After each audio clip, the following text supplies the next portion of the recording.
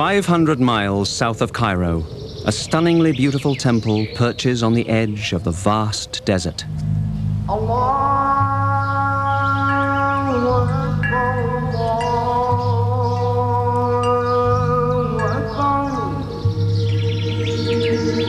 Within its walls lies a toppled 1,000-ton image of one of Egypt's greatest kings, who left behind one of Egypt's greatest mysteries, the fate of his many children. It is a saga that some believe will end in a remote tomb in the legendary Valley of the Kings.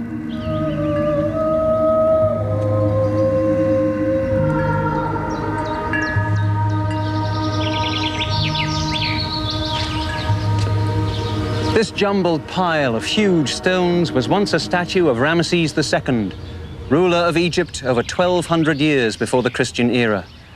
His face gazes towards the sky, and here is a shoulder. This was one of the greatest statues ever carved, and it was erected here at the Ramesseum, Ramses mortuary temple close to present-day Luxor. In the 5th century AD, the Coptic Christians are believed to have pulled down the statue, and over the centuries, earthquakes further destroyed the fallen pharaoh's likeness. Of course, Ramses had the last word. His image today is anything but a colossal wreck.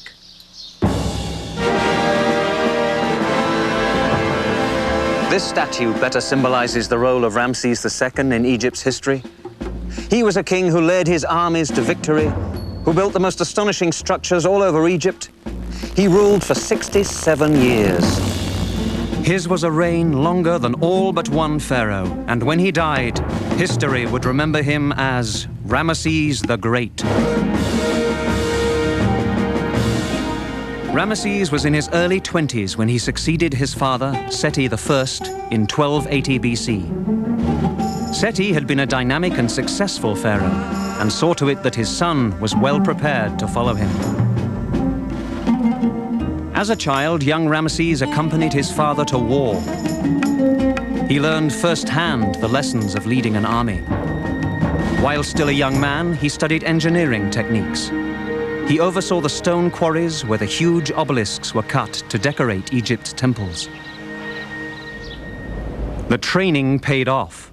Ramesses II's reign as pharaoh was unsurpassed in its stability and achievement.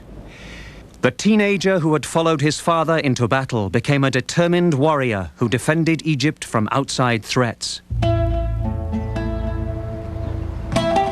Ramesses also learned his lessons as an engineer. He left to history some of Egypt's most monumental and beautiful structures. In a civilization of great builders, this pharaoh was certainly one of the greatest. Over 3,000 Egyptian citizens were put to work just to cut the stone for the beautiful temple he dedicated to himself, the Ramesseum. And on towering cliffs overlooking the Nubian Nile, Ramesses had carved one of history's greatest monuments to ego, the breathtaking temple of Abu Simbel. 4 colossal statues of the pharaoh himself soar 60 feet high. Eh bien, je pense que, en fait, Ramsès s'inscrit parmi les grandes figures. I think Ramses can be included amongst the greatest historical figures of ancient Egypt. He was a talented military man who saw battle, who in fact ensured a certain stability to the kingdom of Egypt. Starting at the Delta and all the way to Nubia, Egypt was covered with monuments which tell the story of his reign.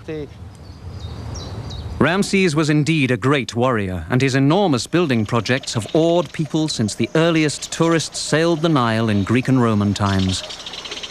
During his reign, Egypt's fame and wealth grew, and his subjects experienced a bountiful and secure era. So great was Ramses' opinion of his own accomplishments that he would take the immodest step of declaring himself divine, a god living among mortals. However, his divine status would not have impressed one notable group of visitors to his country. Judeo-Christian tradition names Ramesses II as pharaoh at the time Moses led the exodus of the Israelites from Egypt. Of Ramesses' many impressive accomplishments, his greatest may have been his prodigious feats of fatherhood. The beautiful Nefertari was his most famous wife, but he had many other official queens, lesser wives, and concubines.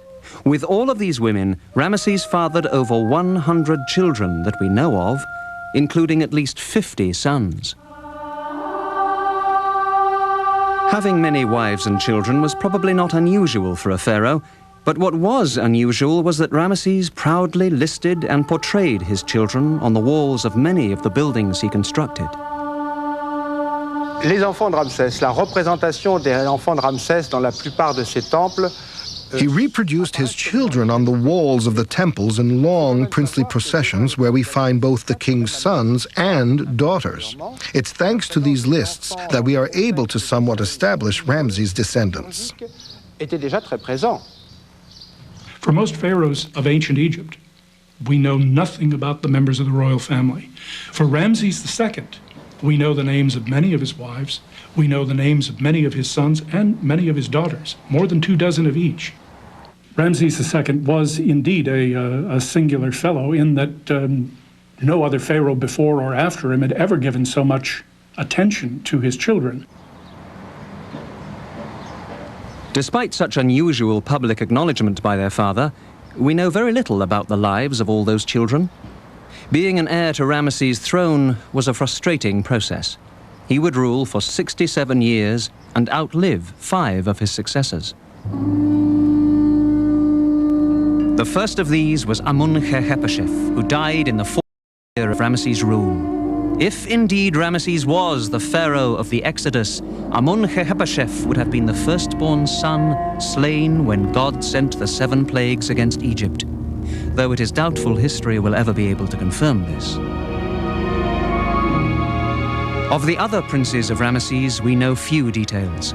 Son number 4, Khemwezi, was highly regarded and may have been his father's favorite.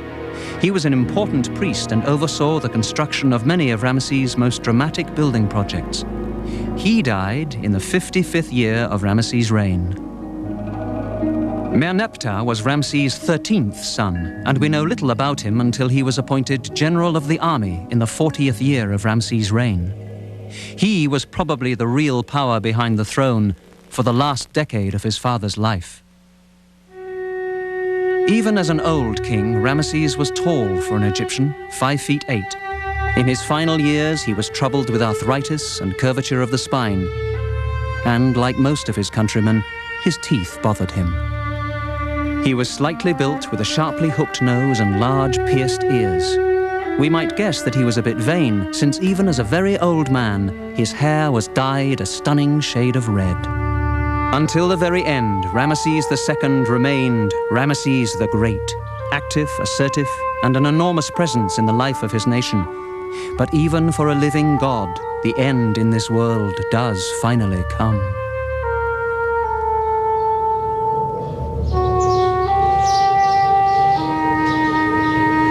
In 1213 BC, Ramses II at last died, around the age of 90. Considering life expectancy in Egypt was just a little over 30, the gods may have been revealing to mortals the great nature of their king. He was succeeded by his 13th son, Merneptah, who ruled for another 9 years before he too died. But of the many other sons of Ramses, we know of the tombs of just 2. All the rest have vanished. They are the lost princes of Egypt.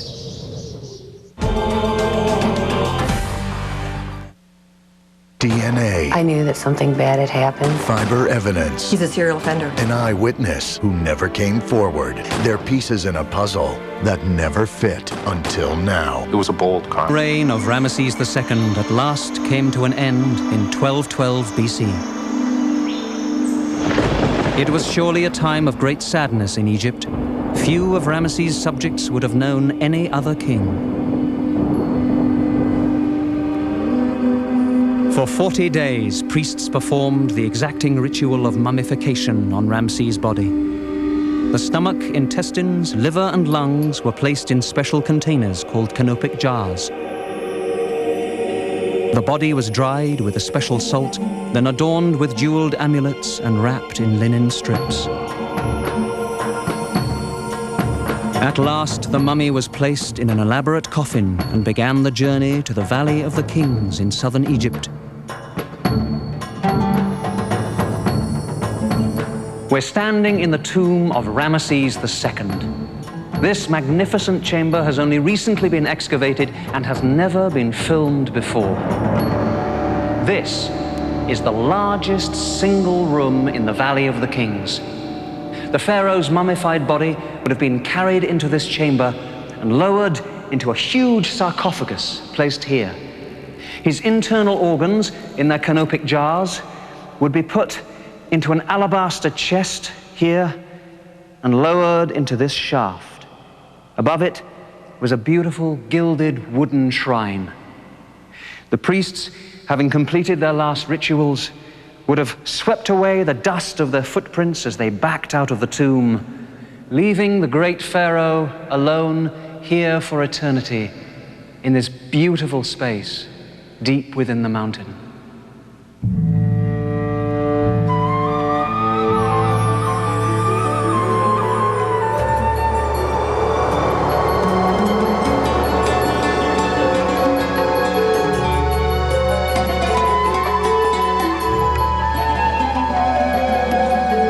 The world has seen the beautiful treasures that were discovered in the tomb of the pharaoh Tutankhamun, who died over 100 years before Ramesses.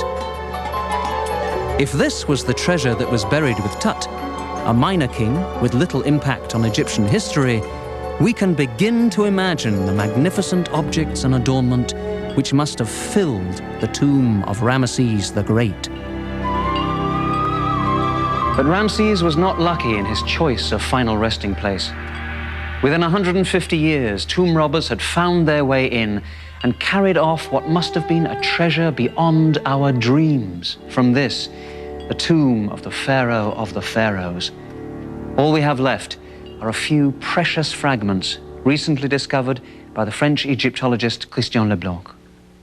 Alors, la tombe de Ramsès II a livré un certain nombre d'objets. In the tomb of Ramses II, a number of objects which belonged to the funeral decoration were found, notably vestiges of the canopic jars, in which the viscera of the king had been placed. We also found vestiges of the funeral bed. At the front end were two leopard heads like these, which still show very beautiful traces of color, which look like gold. Et puis, il y a aussi et cette pièce absolument exceptionnelle qui And this absolutely exceptional piece, a statuette of Ramses as a rather young man. It was placed near the king's mummy in a tomb which must have been absolutely sumptuous, one of the most beautiful royal tombs. Robbers had invaded tombs since the earliest days of royal burials. Usually working in gangs, they sometimes bribed guards. More often, they simply broke into the tombs after political unrest or threats to national security distracted the attention of those charged with their protection. Other than these few artifacts, Ramesses' great burial treasure had vanished. But by some miracle, Ramesses' mummy was undisturbed. The priests, who saw pharaonic mummies as gods, took drastic action to protect Ramesses' remains from desecration. Along with the corpse of his father, Seti, and many other kings, Ramesses' mummy was secretly moved to an ancient, long-ignored tomb less than a mile from the Valley of the Kings. Here, the body of one of Egypt's greatest pharaohs was left unceremoniously stacked with other royal mummies. His secret resting place was so near, yet so far, from the place which had been so lavishly crafted to hold his corpse. His own great tomb now sat, abandoned and unprotected. The final indignity was that in the centuries after the pharaoh's mummy was carried out of here, the rare desert thunderstorms came in and filled this tomb with water. The magnificent paintings and carvings which once covered every surface here were devastated. Plaster fell from walls, rock carvings collapsed, and flood debris steadily filled this tomb from floor right up to the ceiling. Those who discovered this place could barely find enough space to enter it. Finally, over 3,000 years after they were hidden, the mummies in the secret cache were recovered in 1881 by German museum curator Emil Brugsch. The whereabouts of Ramesses' remains were no longer a secret. But nothing was found in the hidden cache of mummies or in Ramesses' own tomb to shed light on the mystery of the great king's missing sons. How could these princes, whose existence had been so thoroughly documented, vanish from history? It would take over 100 years to find an answer. That answer suggests that Ramesses' sons may have been within walking distance of their father's tomb all along. Coming out of Ramses' tomb into the Valley of the Kings, you can see that he had company. There are 61 other tombs here. Just a short walk up there is the legendary tomb of Tutankhamun. Seti I, Ramses' father, is buried there. Meneptah, his son, just around the corner. But where are the tombs of the many other sons of Ramses? Well, just 30 yards away over there is tomb Kings Valley number 5. And KV5 may well hold the answer to that question. In 1825, the Egyptologist James Burton entered the tomb. He pronounced it unimportant. Later, this whole area was buried under tons of rubble. Tourist buses passed within feet. In 1987, American Egyptologist Kent Weeks uncovered this entrance to the tomb. When at last he entered, he made what many call the most important discovery in Egypt since Tutankhamun. For the first time in over 3,000 years, the world edged closer to at last solving the great mystery of Ramesses' lost sons.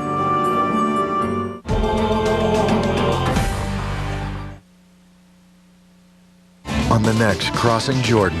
You can't autopsy your... For 450 years, Egypt's pharaohs were buried in a desolate desert canyon as a safeguard against tomb robbers. It has come to be known as the Valley of the Kings. Here, 62 tombs were dug from the limestone. These subterranean palaces were embellished with sumptuously beautiful carvings and paintings.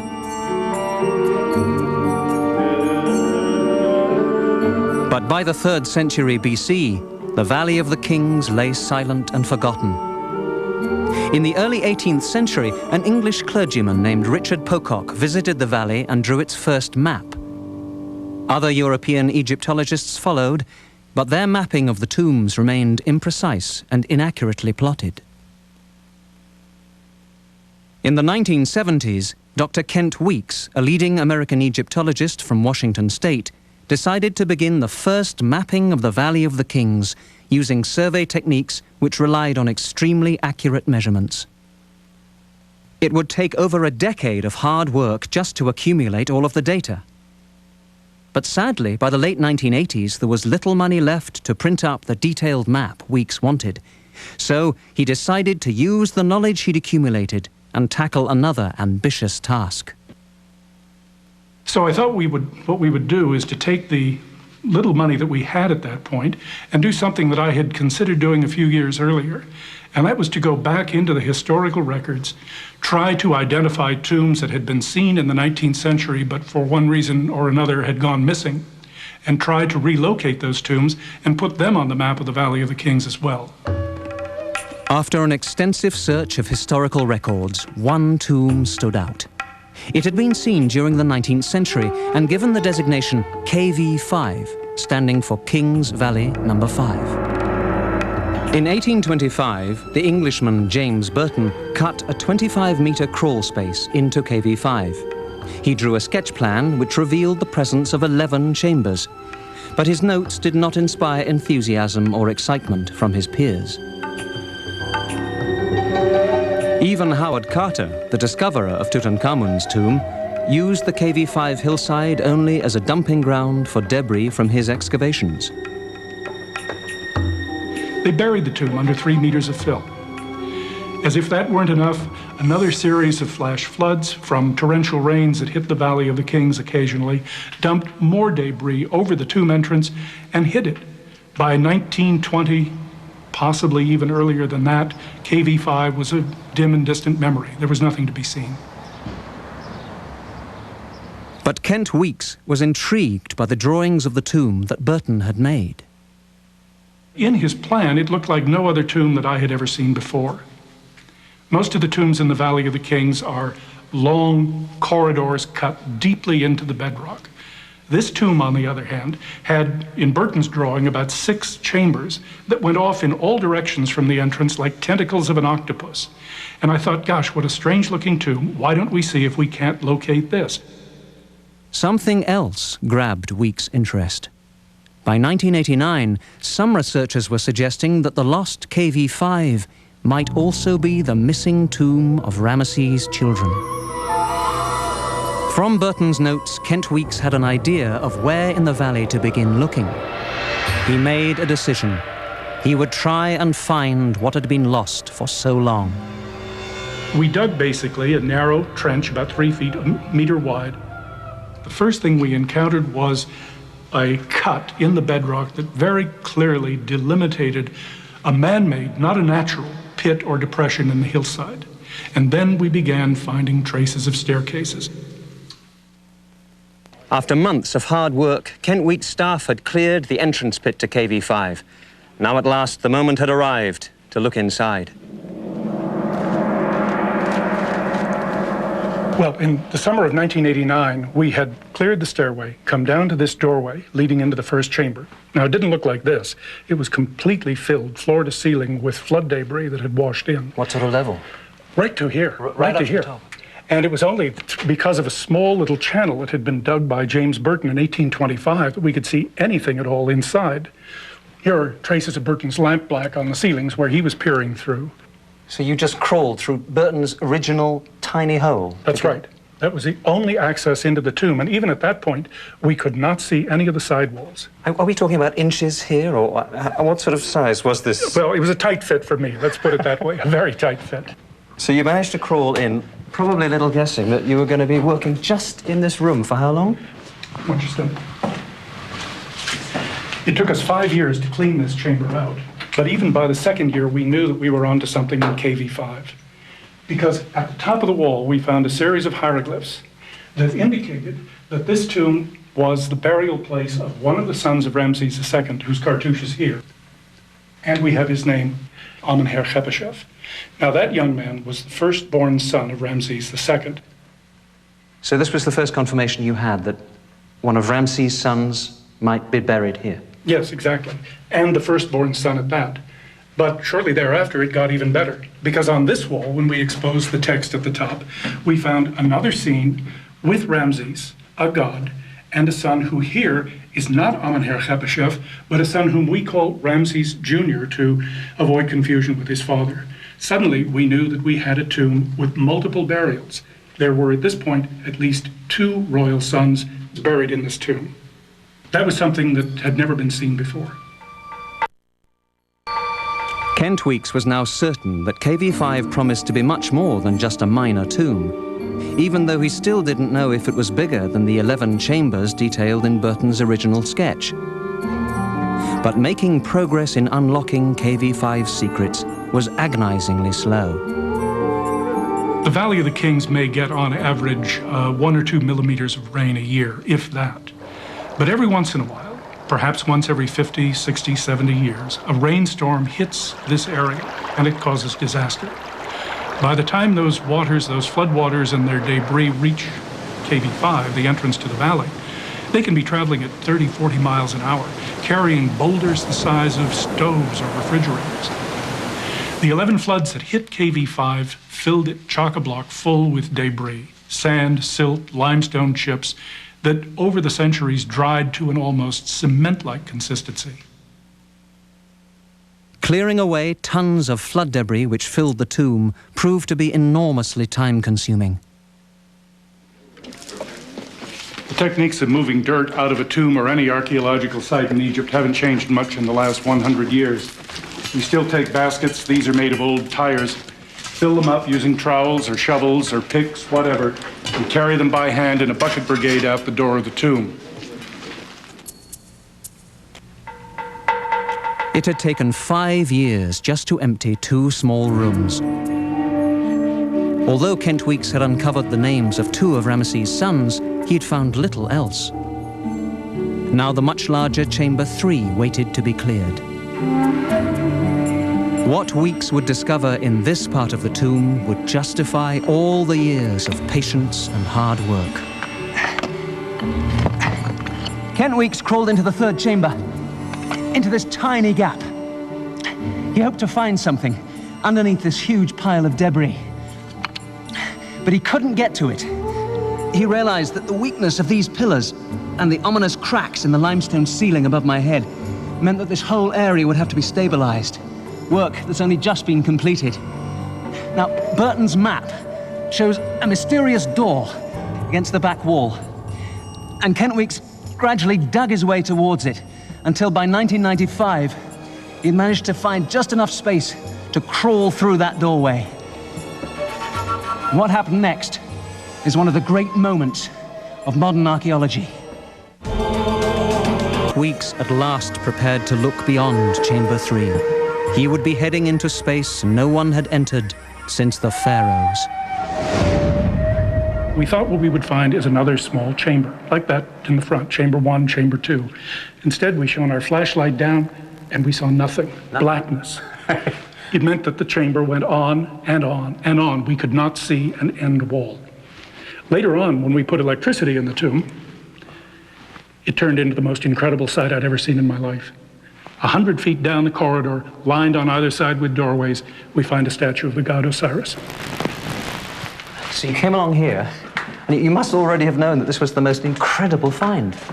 I kept saying to myself, my God, I can't believe it. There's nothing like this anywhere in the Valley of the Kings. There are chambers here on every side. I mean, every 10 feet or so, we find a doorway, some leading into small chambers, others leading into suites of rooms. Most of them are blocked up, but you can see them quite clearly where they are. No, we haven't dug these yet. It's incredible. You must have known at this moment that what you were finding here was probably one of the most important archaeological discoveries of the century. Nothing like this has ever been found before. So you got to this point here and you saw this amazing sight. A life-size statue of what at first we thought was the god Osiris, but what we now think is a representation of King Ramses as Osiris, the deified king, welcoming his sons down this corridor and into the next life. The beautiful statue of Ramesses offered further proof that this was almost certainly a tomb for his royal sons. And with the amazing discovery of Corridor 7 and its complex of rooms, the significance of what Kent Weeks had revealed began to dawn on the world.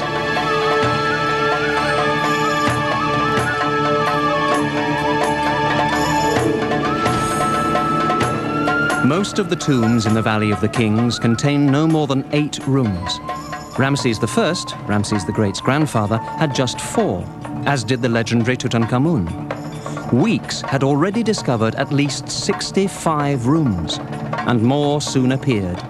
Nothing like it had ever been found.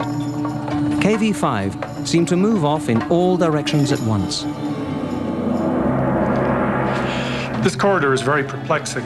It drops more steeply than any other corridor in the tomb. In fact, some of the side chambers that are cut here actually lie beneath the floor of chambers on an upper level. Now, at the bottom of this steeply sloping corridor, suddenly we descend 4 steps, and we find ourselves in another large pillared hall. In this case, one with 3 pillars down the center of the rectangular room. This is a good example, by the way, of the stratigraphy that we're confronted with in KV-5. Filling this chamber, like the others, chock-a-block full of flood debris, you can see the different layers. Deep inside the tomb, hundreds of feet from the entrance, flood debris continued to be a problem.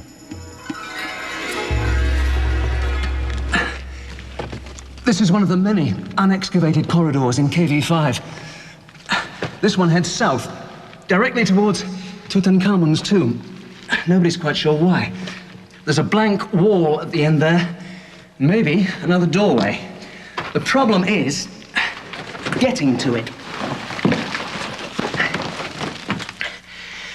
With all its chambers and corridors, This tomb is nearly half the size of a football field, and all of it is packed with this debris. Behind it, they may find more pottery remains, canopic jars, maybe even mummified remains. Some of this stuff is as hard as concrete. Mechanical excavation is out of the question. All of it, tons and tons of it, has to be removed by hand. But the flood debris was only one of the obstacles which still hid the secrets of KV5. I think this is one of the most potentially interesting parts of KV5, but unfortunately it's also the most dangerous. Because it lay under the roadway, which for the last 40 years has had tour buses rolling over it, the entire ceiling has collapsed. It would be a very expensive undertaking, but I'd be willing to bet you that if we were able to do this, we will find evidence here, maybe a sarcophagus, maybe other funerary equipment, that clearly proves that this Chamber 5 was the place where one of the sons of the king was buried. Because of the flooding, carvings and paintings on the walls of KV5 had been badly damaged. But as the chambers began to be emptied, remnants of carving made it clear that KV5 had once been magnificently decorated. Now, the carving on this north wall here in Corridor 7 is absolutely spectacular. It's one of the best examples we have of relief carving in the tomb. Originally, of course, it was painted, and all we have now are the outlines. But even so, you can see the elegant workmanship in this figure of a son. Unfortunately, his name is missing. Again, being presented by his father, Ramses II, across a pile of offerings to the gods, in this case, Khnum and the goddess Hathor, elegantly carved in a beautiful face. But a strange thing happens in this corridor right at this point. Up to now, we've had beautiful relief carving. That stops, and instead, from here onward, the walls are roughened. It's called keying for plaster. I have no idea what the reason for this is, except one possibility. Perhaps this corridor originally stopped at this point, went no further, and then the corridor was lengthened, the tomb was enlarged, in order to provide additional burial space for additional sons of Ramses II who had predeceased him. As more and more damaged carvings have been revealed in the tomb, the job of reconstructing their original form has been handled by Kent's wife, Susan. She painstakingly makes detailed tracings which are studied to recreate the missing carvings and the paint which covered them. Once the missing lines are redrawn, Susan replicates the original colors based on tiny fragments of paint found on the tomb's walls.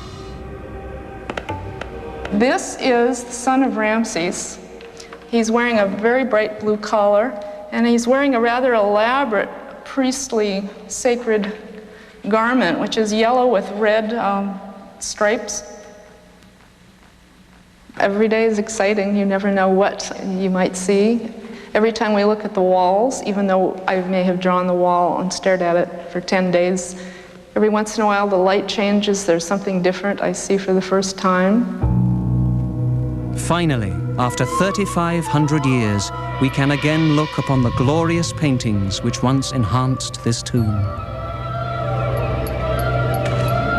But in KV5, success is often matched by frustration. Again and again, the tomb seemed to taunt the weeks, as if the great Ramesses himself were withholding the answer to the mystery of his missing sons. We know that originally this tomb was magnificently decorated with brilliantly colored painted relief, but because of the flooding, a lot of that paint and plaster has washed off. And nowhere is that more frustrating than in this scene in the second chamber. We have Ramses II, a figure of his son, and directly above the son, we can just make out the hieroglyphs, King's son of his body, and the name is missing. We have no idea who it might be. Given the title, given a figure of the son, we were very excited about this. It could be maybe son number 6, number 7, number 8 in our list of people buried in this tomb. We were so close, but we just didn't get the cigar. After 10 years of excavation, KV5, with more than 100 chambers, had already proven to be the largest and most uniquely designed tomb in the Valley of the Kings, and probably in all of Egypt. It had clearly been built by Ramesses II, and little by little, evidence had begun to accumulate that indeed he had created this tomb for his many sons.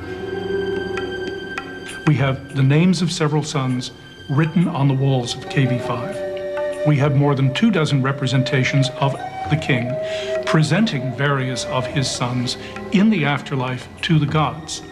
We have objects, grave goods, canopic jars found in the several chambers in KV5, and on those we have the names and titles of 5 different sons of Ramses II. Kent Weeks would soon find evidence of a much more personal nature. Amazing discoveries. Like any good mystery, what was needed to solve KV5 was a body. After 9 years of searching, Kent Weeks finally found one. We had so many irons in the fire during the early years of work in KV5 that it wasn't until just a couple of seasons ago that we cleared the northern half of this room, Chamber 2. And much to our surprise, when we got down to floor level, we found 2 parallel, very nice, regular cuts that defined what obviously was a pit. Now, I think originally this may have been the burial place of whoever was buried in this tomb when it was only a 2-chambered tomb in the 18th dynasty. What we found when we got to the bottom of the pit was a series of layers of bones. And beneath that, 3 adult male human skulls with the neck vertebra still attached and traces of mummified tissue and wrappings over their body. Beneath that, we found a fully articulated adult male body, a mummy, about 50 years old, lying in a position like this, directly on the ground. And I think, probably, given the position of the arms and the position of the body, it may well be that that, and maybe the other 3 skulls too, are in fact sons of Ramses II. Why would so important a mummy be left in such a crude and unadorned pit? Kent Weeks believes the answer is very simple. When tomb robbers entered KV5, they went down deep into the tomb, into the burial chambers of his sons, grabbed the mummies and brought them up here near the front door, where the light was good and they could see what they were doing. They ripped the bodies apart in their search for gold jewelry and pectoral necklaces and so forth, and then simply dumped the body parts on the ground. Some of them washed into this pit. This is one of the 3 skulls that came from the pit in Chamber 2. And what we're doing now is cleaning this, getting it ready to study, not by us, but by anatomists and geneticists. All of the teeth are rather heavily worn, including the front, the incisors, the canines. And all of these features, together with the sutures, the joins between the bones and the skull, suggest that this is probably an adult male. The next thing, of course, we'll want to do is to try to determine, if we can, whether this is the skull of an individual who is related to the other bodies in the tomb. We would love to relate them to Ramses.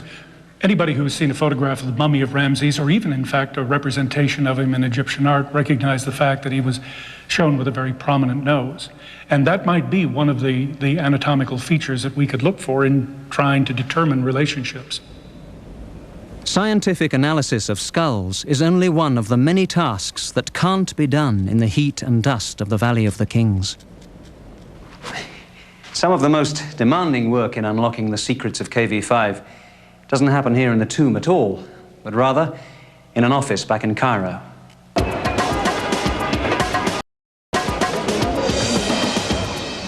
When we started work on the Theban mapping project back in 1979, we were operating on a real shoestring.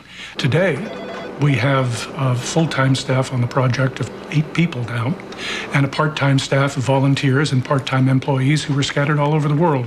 It's a very diverse project, and one of the fun things about being an archaeologist these days is, in fact, trying to pull all of these disparate specialties together. Can you pull that up in section?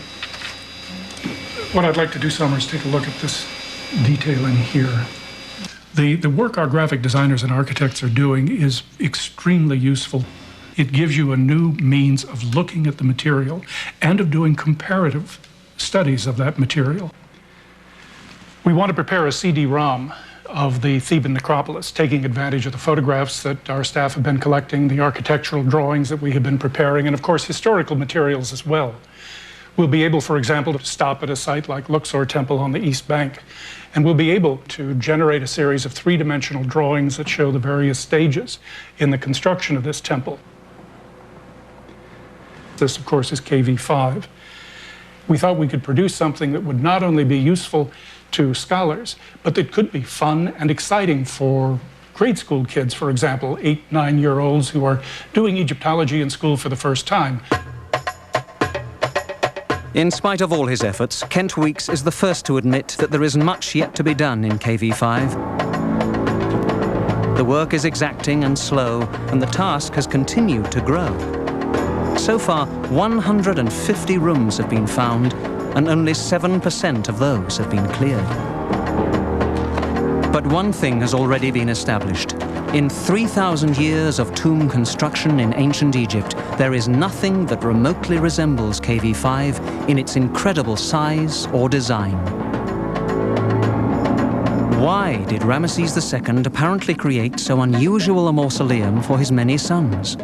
Kent Weeks thinks he has one answer.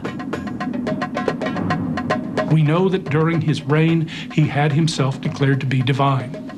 He had to assign to his children, to at least the heir apparent, many of the secular duties that he would ordinarily have performed. Now, once one of his sons, the heir apparent, was made a secular pharaoh, he was no longer simply a son who might one day inherit the throne. He was a junior king. And you have to bury a junior king in a rather more elaborate way. Numerous other of his sons, each of whom in turn had moved into this strange junior king position, died before him, and they too came to be interred in this very strange tomb. There are still more questions than answers to be found in KV5, but the tomb has proven that our knowledge of ancient Egypt is far from complete. For Kent Weeks, the search, as always, will go on. He has wanted to be an Egyptologist since he was a boy in Washington State. Now he hopes to give something back to the work he so loves. In addition to our work in KV5 over the next several years, one of the things I most want to do is help develop a master plan for the protection of the Valley of the Kings, and indeed for all of Thebes. Rising groundwater, pollution, increasing population in the adjacent villages, increasing tourism are taking their toll on all of the sites here, tombs and temples both. I can't think of anything that would make me sadder than to realize that future generations would be denied the opportunity to visit something as magical as the Valley of the Kings. It would be a real shame if little 8-year-old kids in Everett, Washington, 100 years from now, couldn't dream of this place like I did. Kent Weeks has been working on KV5 for over 10 years. Sometimes there was no assurance that his work would reveal any more than a few empty rooms, and always the distraction of having to find funds to support all of this. But his patience and hard work have yielded what is becoming one of the most exciting finds in Egyptology. Over the next few years, KV5 will reveal more of its secrets. Why was such an immense tomb built? What's become of its contents? And maybe, just maybe, Kent Weeks will discover if other sons of the great Ramses still rest somewhere within these walls.